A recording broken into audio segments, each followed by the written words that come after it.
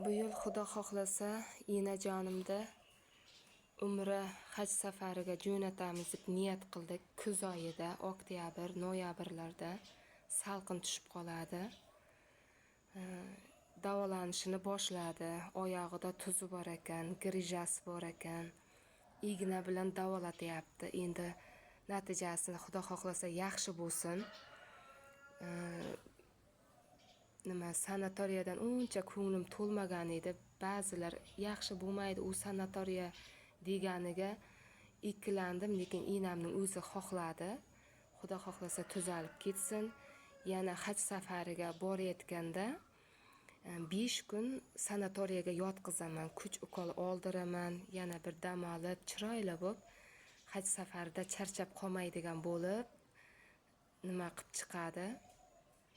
Xudo xohlasa, otajonim ham aytardi, qizim, hali sen bizni haj safariga jo'natasan derdi.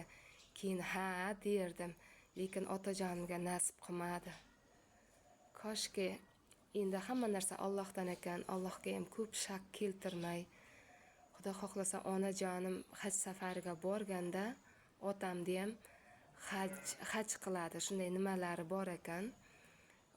Xudo xohlasa men ham balkim borib qolarman, enam bilan qo'shilib, yana ham bilmadim.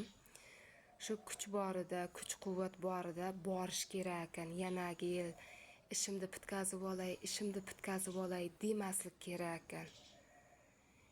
Chunki kim bor, kim yo'q, ertaga kim nima bo'lishini bilmas ekanda.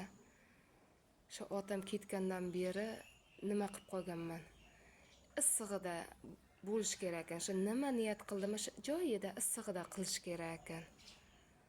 Bu yil abzatilni onajonim umri uzoq bo'lsin, bu yil boradi. 3-4 marta bo'lsa ham borsin.